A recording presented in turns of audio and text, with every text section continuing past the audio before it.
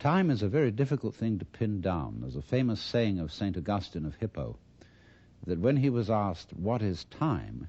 he said, "I know what it is, but when you ask me, I don't." And yet it seems absolutely fundamental to our life. Time is money, we say. I don't have enough time. Time flies. Time drags. And I think we should go into the question of what this is, because in our ordinary common sense, we think of time as a one-way motion from the past, through the present, and on into the future. And that carries along with it another impression, which is to say that life moves from the past to the future in such a way that what happens now and what will happen is always the result of what has happened in the past. In other words, we seem to be driven along. You know, once upon a time it was fashionable in psychology for people to speak of man's and animals' instincts. That we have, for example, an instinct for survival, an instinct to make love, and so on. But nowadays that word has become unfashionable, and psychologists tend instead to use the word drives, and to speak of the need for food as a drive, the need for survival or for sex as drives. And that's a very significant word, because it's brought out, isn't it, by people who feel driven. I must say personally, if I feel hungry, I don't feel driven. Also, if I feel lusty, I don't feel driven, because I don't say, "Oh, excuse me, but I have to eat," or "Excuse me, but I need to fulfill my sexual urges, my biological impulses." I say, "Hooray, I identify myself with my drives. They're me," and I don't take a passive attitude towards them and apologize for them. So the whole idea of our being driven is connected with the idea of causality, of life moving under the power of the past. And that is so ingrained in our common sense that it's very difficult to get rid of it, because I want to turn the thing round completely the other way and say that the past is the result of the present. Let us suppose, just for the sake of example, that this universe started with a big bang, as some cosmologists believe. Now, when that bang happened, it was the present, wasn't it? And so the universe began in what we will call a now moment. Then it goes on doing its stuff. And always, when any event that we now call past came into being, it came into being in the present and out of the present. That's one way of seeing it.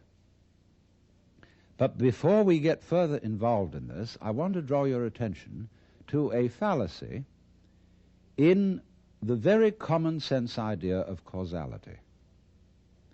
That events are caused by previous events, from which they flow or result necessarily.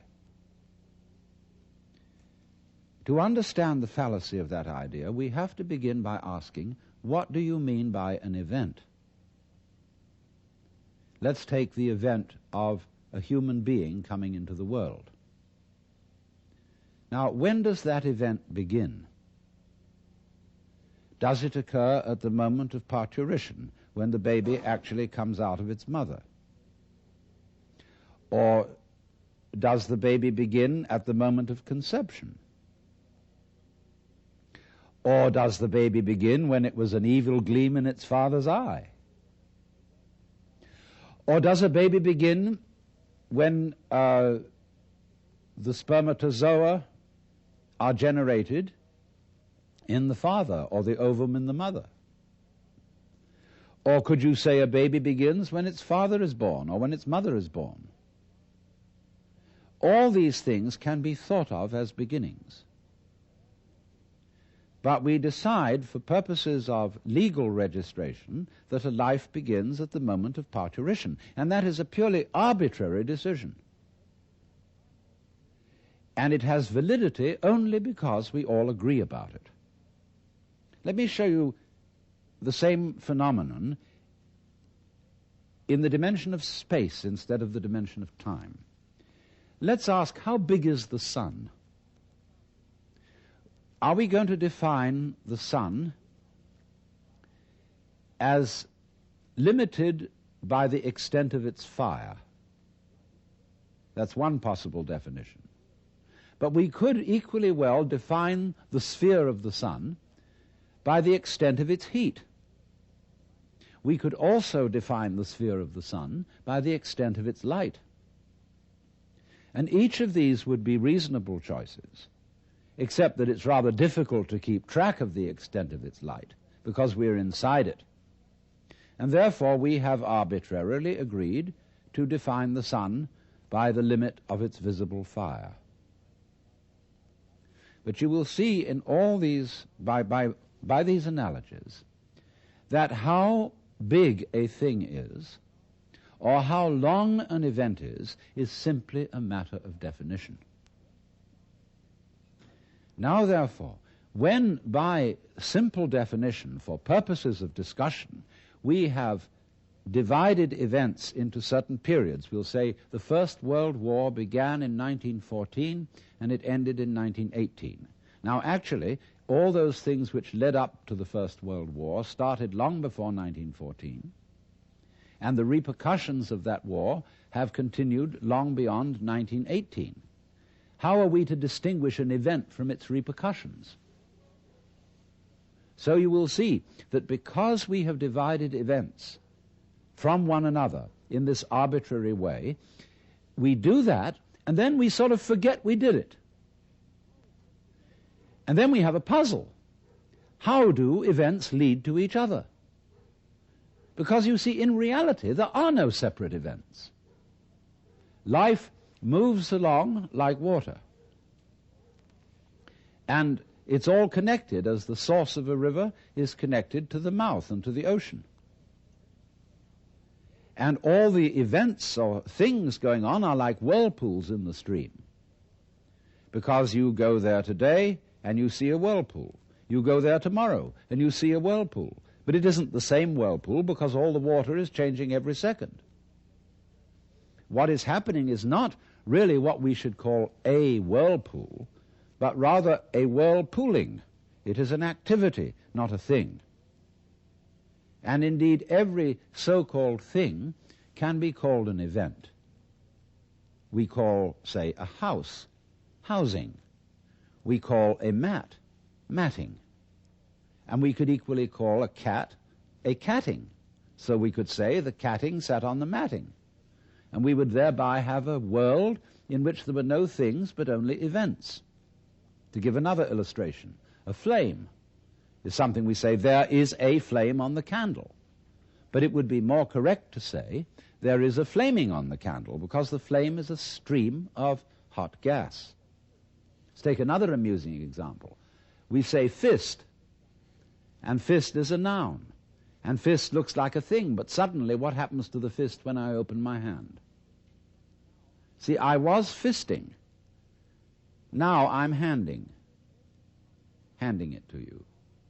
So every kind of so-called thing can be spoken of as an event, and because events flow into each other, the fisting flows into the handing, we cannot say exactly where one ends and the other begins.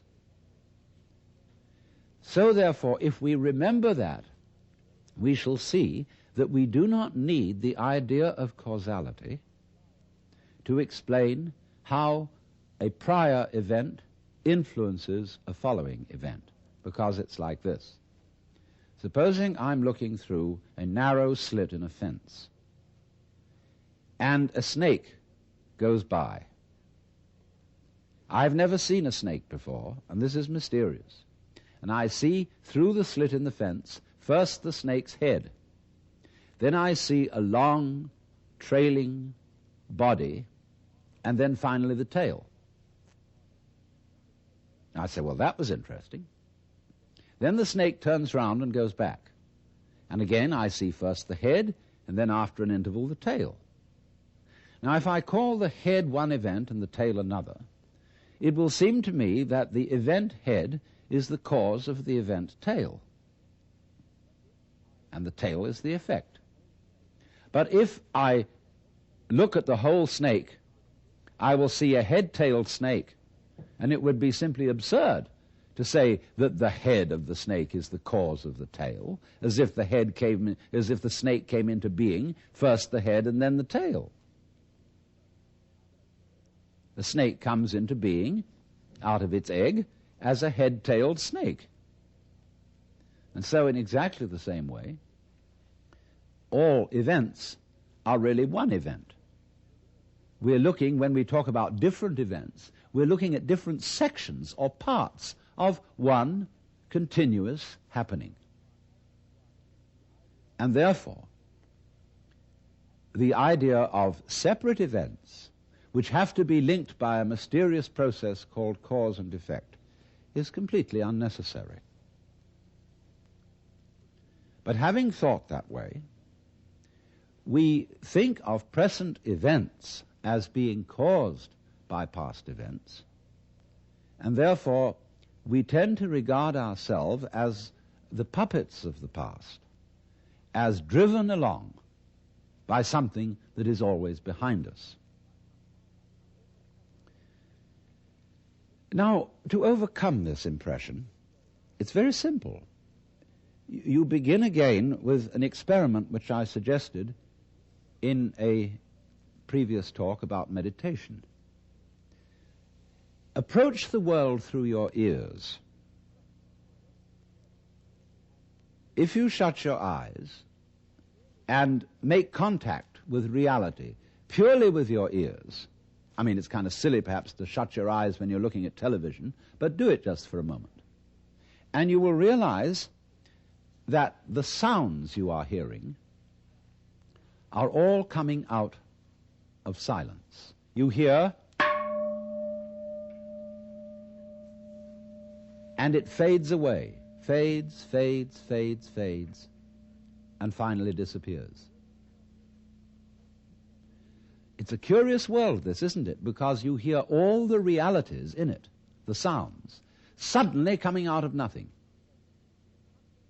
You don't see any reason for them to begin. They just appear, and then they echo away through the corridors of the mind, which we call memory. Now, if you open your eyes, it's a little harder to see this with your eyes because, unlike sounds, the eyes sound static. Or rather, they look static. Everything looks still to your eyes. But you must understand that the world you are looking at, say when you look at a light, that light is vibrating.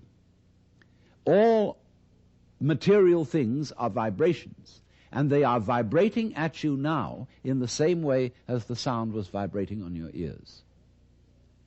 In other words, the present world that you see is a vibration coming just as the sound comes out of silence. The light is coming out of space. It's coming out of nothing straight at you now and echoing away into the past. So the course of time is really very much like the course of a ship in the ocean.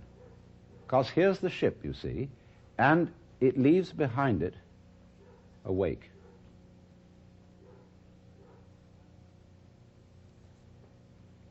And the wake fades out, and that tells us where the ship has been,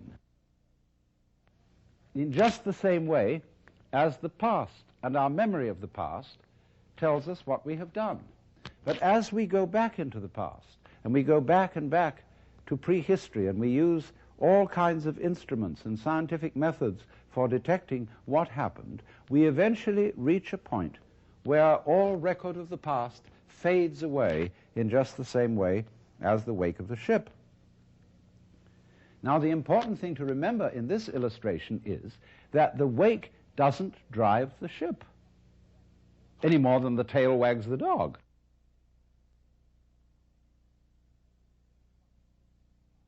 Supposing there's a neurotic, difficult child, and one school of thought used to say, well, bang him about, beat him up, and maybe he'll change. But then they said, oh no, that's not fair to the child to beat him up because it was his parents. They didn't bring him up properly.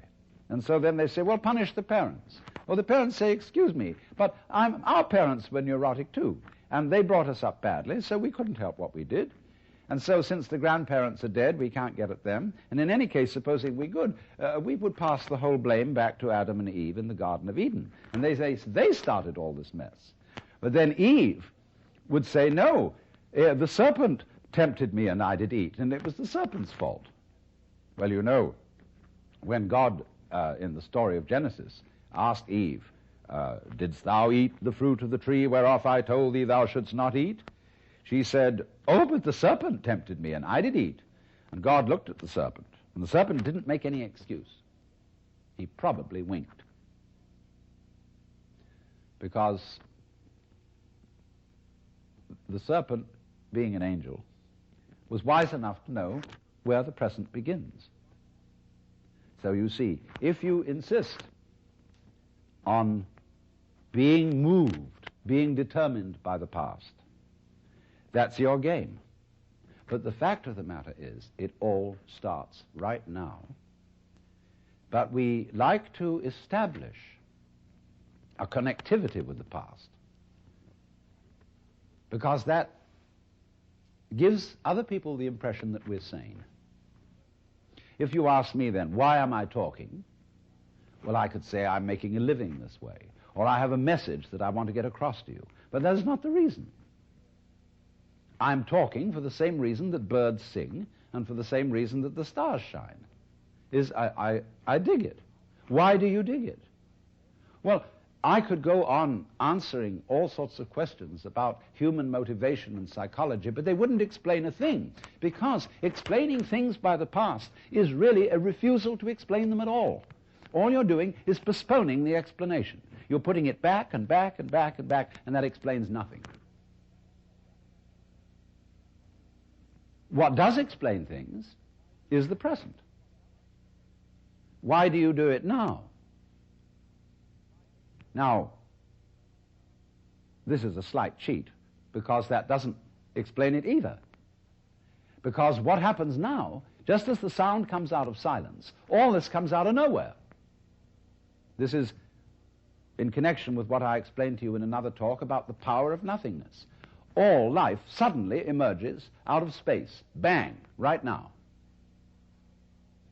And to ask again, why does it happen, is an unprofitable question, because the interesting thing is not why, but what. What happens? Not why does it happen. I can say, well, I am doing this now because I did that then, and so I am producing for you a continuous line of thought. But actually I'm doing it backwards.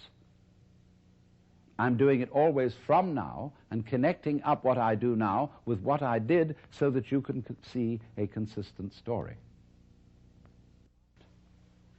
If I define myself as the whole field of events, we'll say the organism-environment field, which is the real me, then all the things that happen to me may be called my doing. And that is the real sense of karma. But when we speak about freedom from karma, freedom from being the puppet of the past, that simply involves a change in your thinking. It involves, in other words, you're getting rid of the habit of thought whereby you define yourself as the result of what has gone before, and instead get into the more plausible and more reasonable habit of thought, in terms of which you don't define yourself in terms of what you've done before, but in terms of what you're doing now. And that is liberation from the ridiculous situation of being a dog wagged by its tail.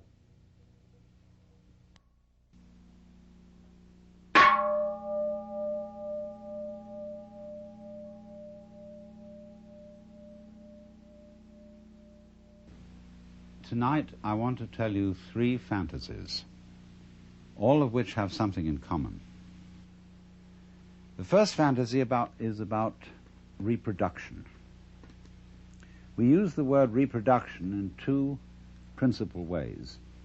When we talk about the biological reproduction of the species, and when we talk about making a good reproduction of something in terms of a painting, a photograph, or a recording, or a videotape. And what is all this about reproduction in that direction? Hundreds of years ago, kings of Europe who wanted to form feudal alliances by marrying the princesses of far-off states would have painters send portraits of the lady in question to see if His Majesty approved of her before he got her.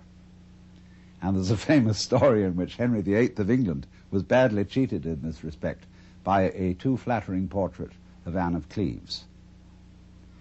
And therefore there grew up a kind of morale among artists in the European tradition to make faithful reproductions of people. And they perfected their technique, beginning with the marvelous work of the Renaissance painters and the Flemish painters, and going on finally to what was called art officielle in the 19th century. We got what we now call photographic realism. But then they said, isn't there some more scientific way of doing this? And so they discovered the camera. And first of all, there were, remember those brownish daguerreotypes? And people said, well, that is pretty. It really looks like Grandpa, doesn't it? And then they said, but there are several things missing. It isn't colored. So first of all, they tinted them. And then they said, well, it's real lifelike. But then they went on to say, but there are some people whose whole style of life, whose personality is in the way they move. And if you just take a static shot like that, the personality isn't there. It's the way they go. So they said, we've got to have some way of making people move. So they invented the movies. And I remember when the first movies came out, they were all going, everybody was going, in a jerky way. Then they smoothed it out and they said, oh, that's real lifelike. But they said then, but there's another thing about reproducing people, which is that they talk, and a whole lot of their personality is in the voice. So can't we have them talking at the same time that they move? So they invented the talkies. And then to get it more lifelike still, they colored them. They said, wow, now we're really getting somewhere. Then, to make it even more real, they put it in 3D. And you had to wear sort of spectacles over your face to see it that way. But then they went on to say, why is it that every time we want to see one of these things, we have to go down to the center of town? Can't we have it all at home? And so television came on. And in television, they first of all started out with black and white, and it was kind of like Robert Benchley once described the cuts in French newspapers as all looking as if they'd been made on bread.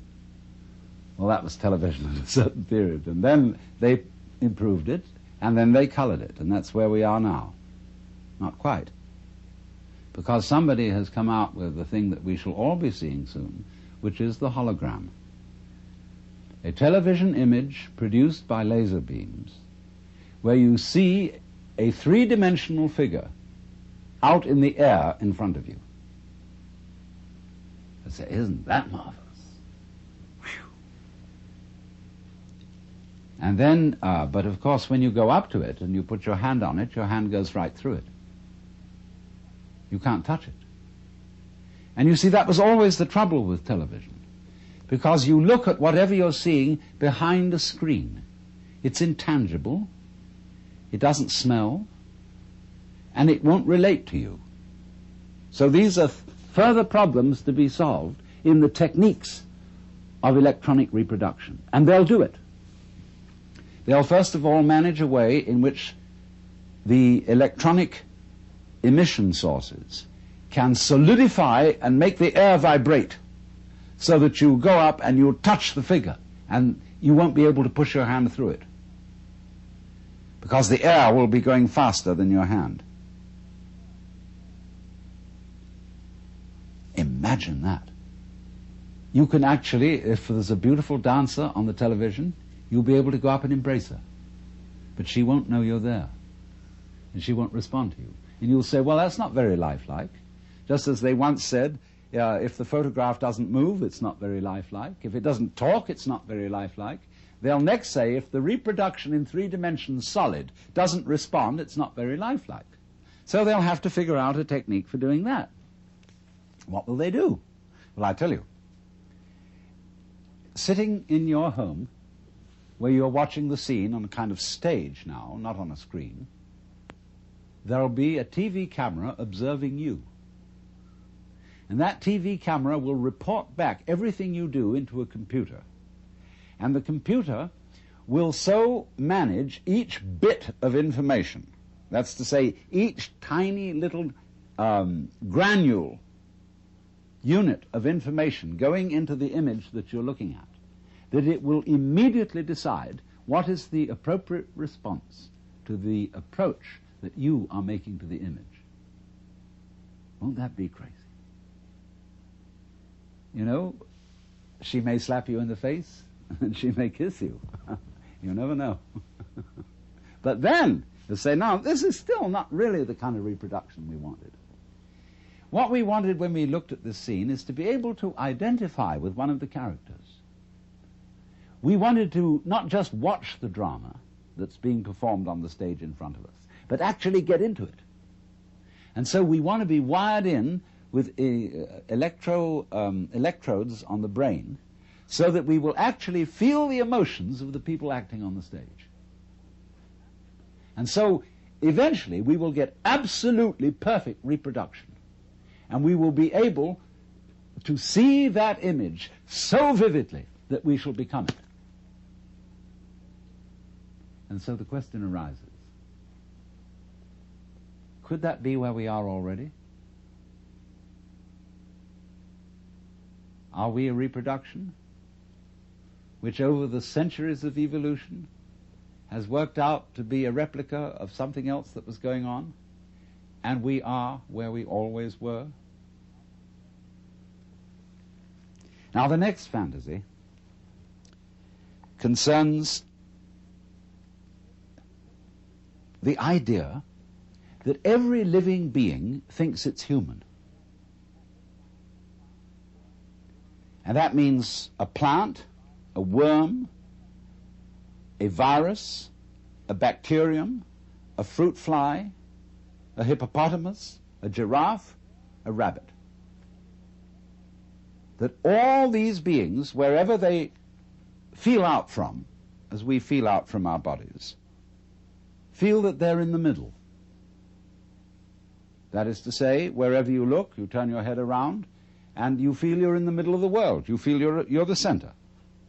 And a rabbit or a fruit fly feels that it is a center.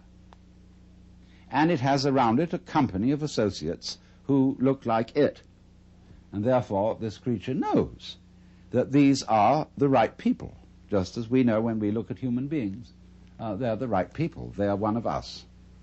Only, of course, we have to make distinctions because you never really know that you are you and that you are really in the right place unless you can contrast yourself with some other people who are, after all, not quite in the right place and some other people who are very much in the wrong place.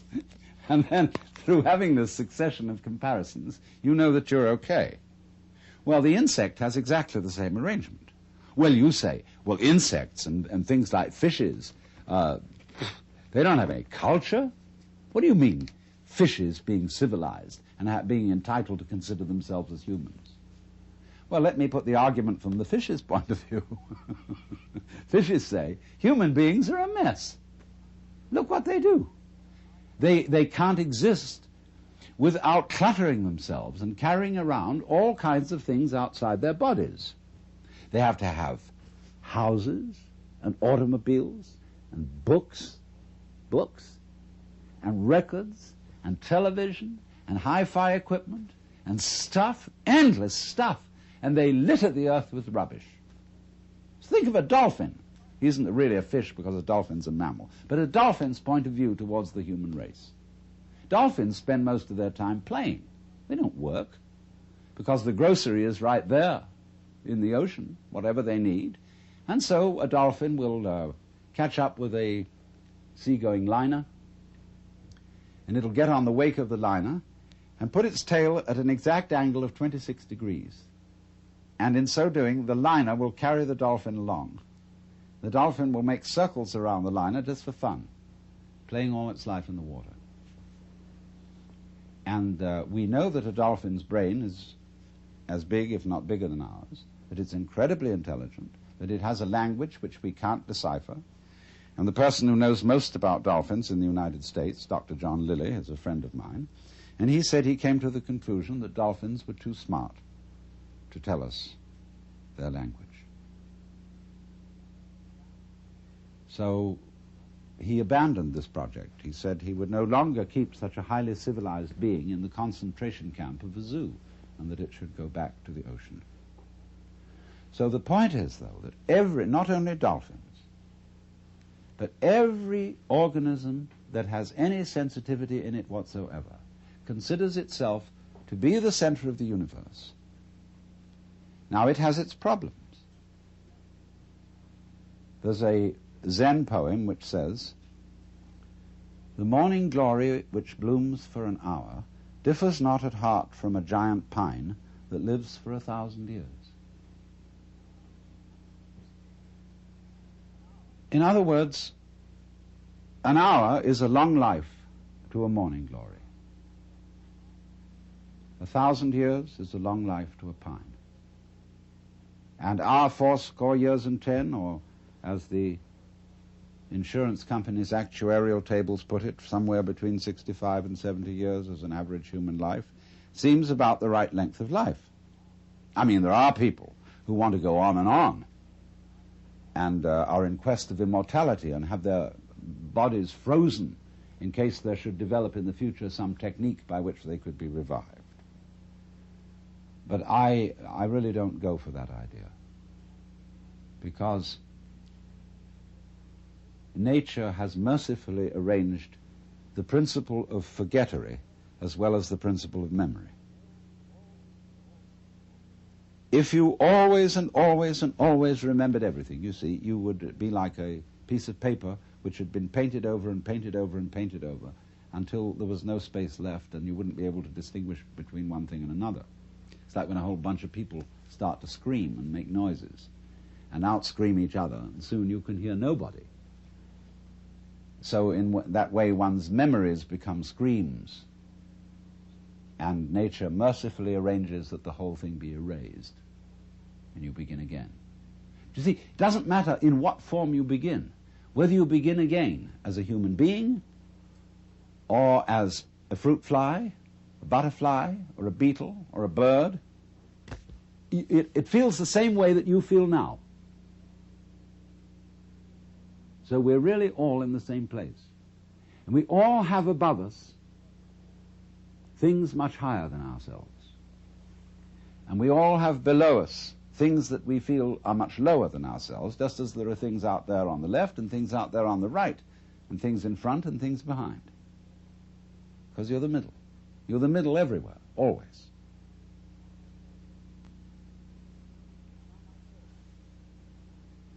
Now my third fantasy. Nobody has, it seems to me, really seriously asked the question, how do stars begin? Why? How out of space do these enormous radioactive centers arise? Well, I'm going to solve this problem on the principle of the egg and the hen, because it is said a chicken is one egg's way of becoming other eggs. And if you've understood my second fantasy, you will see how that could be true. Now let's suppose then that a planet is one star's way of becoming another star. You know, stars, when they explode, they send a lot of goo out into space. And some of this goo solidifies into balls which get in orbit and spin round the star. And in one chance in 1,000 maybe, one of those balls will become like the planet Earth. And slowly upon it will arise what some people might call a disease called the bacteria of intelligent life. And they have a notion, these things that we call alive, that they ought to go on. They, they have a fixed idea in their heads that they should keep on doing whatever it is they're doing, and they should always be doing it better. So they divide themselves into different species, and these species compete with each other in order to, as it were, flex their muscles and get better and better at whatever it is they are. And they go on doing this until one species really establishes itself as top species in the particular area on the particular planet. As we, human beings, Homo sapiens, have established ourselves as top species on Earth, whatever top means. Well then, when we have a little leisure and don't have to spend all our time finding food to put into our mouths, we start asking questions. And we look around at each other and everything and say, what is this? I mean, what's going on here? Well, some people say, that's a stupid question to ask. Why don't you just go on doing your work? Go hunting, go farming, go doing your business. They say, no, there are higher things. And so they create a special class of people who are in India called Brahmins, among us, philosophers, scientists, theologians, thinkers. And they go into this question, and they're allowed to stop farming, to stop hunting, to stop mining, to stop scrubbing floors, and to go to very special places called universities, where they can sit around and think about what is going on. Well, they think about this. First of all, they do what they call philosophy, which is they try to say what it means, what does the word be? What does the word exist mean? What do we mean when we say we're here? Well, they find they can't discuss that very far, because the word stops meaning anything. It sort of becomes a noise. They say, no, we're not really getting to the point. What we've got to do is, instead of thinking all the time and just theorizing and talking words about what's going on, we've got to investigate it experimentally. We've somehow got to look into this stuff that we call reality, a material world, and find out what it is. So they start chopping it up. See? They go into flowers and they chop up the seeds and they look into the middle of the seeds. They find something there and then they have to get a magnifying glass and look in on that and get smaller and smaller and smaller. And they reason they must eventually come to some particle called an atom. In Greek, atom means atomos, non-cuttable, what you can't split any further. So they come down to the atomos, that than which there is no whicher, they thought. But then they found they could split that atom. They could find the electron, the positron, the meson, etc., etc., etc., forever.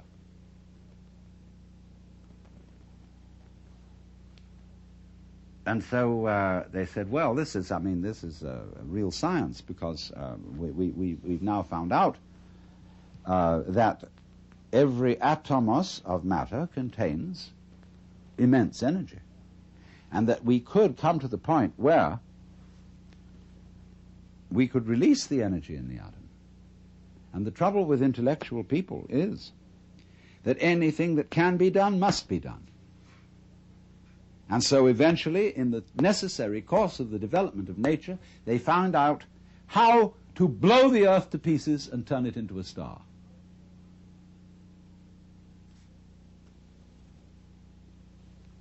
So that may be, you see, how stars originate. They have planets, like chickens have eggs, and the eggs burst and turn into chickens.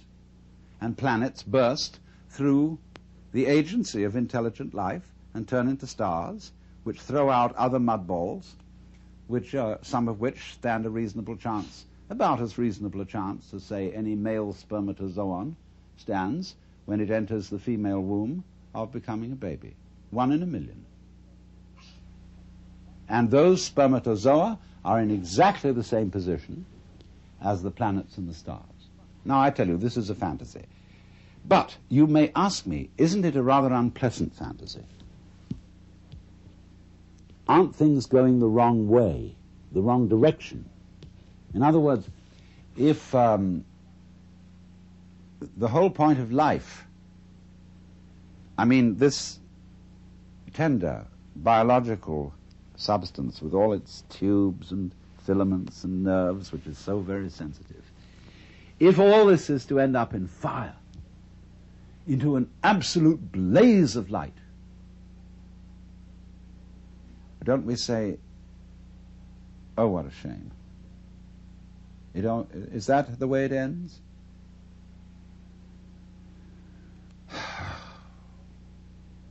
But so many people say that they want to see the light. They want to be enlightened. They want to dissolve into the light of God. And then when they've done that, all over again, the process goes on, and it blows out those mud balls. And here are planets, and here once again, you're a baby, you're a child, the flowers are brilliantly colored, the stars are gorgeous, the smell of the earth, the sound of the rain, everything is marvelous once again. And once again you see the other, the man, the woman that you love. As if it had never happened before. It all starts over again. And as it goes on, it gets more and more intense. All the problems get more and more problematic. And you find you're wrestling with something you can't control. You've got to control it, but you absolutely can't control it, like all the problems of the world at the present time. The whole scene is completely out of hand. And we feel we're going to our doom, because we're going once again towards the birth of a star, which is the most creative thing there is. Now, if you think about this for a while, you see, I put forward 3 fantasies, all of which have a cyclic quality. We reproduce, not only biologically,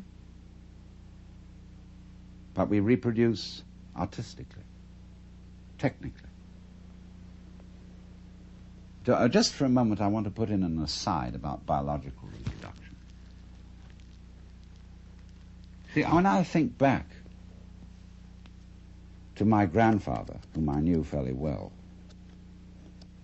he was, when I was a little boy, he was something extraordinarily impressive. He looked like King Edward VII. He was a very, very elegant man, with a little goatee beard. He didn't have sideburns like this, and he had shorter hair, but he was a very elegant fellow, dressed beautifully. And I thought, he was the very image of God. And now here I am, the same age as he was when I first knew him. And I have 5 grandchildren. And I'm sort of no longer impressed by grandfathers. Here I am. I'm one of them too. And this is the same idea, you see, of the round. That we are almost perpetually in the same place, as the French proverb says, plus ça change, plus c'est la même chose. The more it changes, the more it's the same thing. Well, that means then, you see, that existence, the feeling of being, is a sort of spectrum. Just as light is at one end red and at the other end violet. And you have to have these extremes in order to have color at all, in order to know light. So you see, likewise, we have to have the experience that there is somebody else, something else going on altogether out of our control, in order to have the experience of being me. And so in order to feel good, to feel that life is worthwhile, that existence is worth going on with, in order to bring out that feeling, just as the red brings out the violet, there has to be in the back of our minds, maybe very far away, the comprehension that there is something that could happen that absolutely mustn't happen, that is the horrors, that is the screaming mimes at the end of the line. We have to know that's there. And every so often, that has to happen.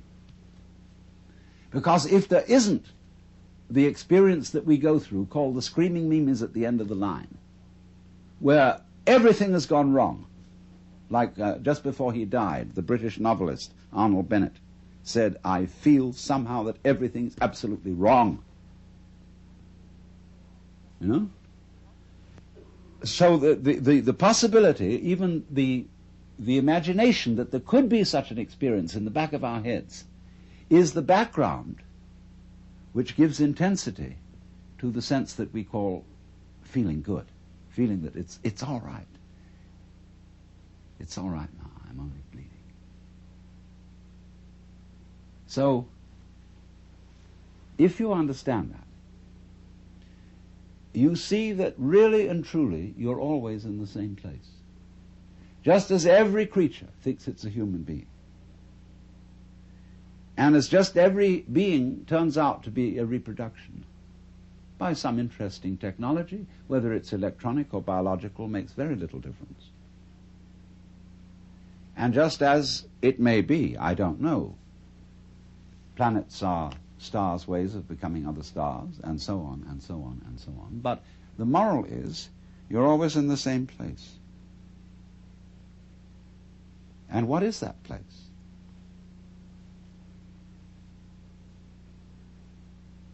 You can ask yourself very, very, I won't say seriously, because this isn't really serious, it's sincere.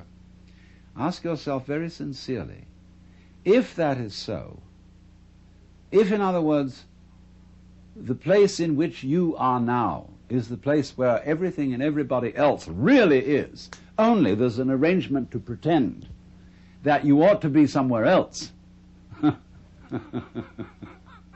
So the place where you are is the place where you're always pretending you ought to be somewhere else.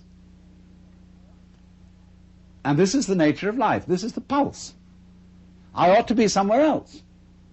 So it's a kind of a gazum like that, see? When if you discover that that's the trick that you're playing on yourself, you become serene. And you don't entirely give up the game because you've seen through it. But you say, it really might be fun to go on playing.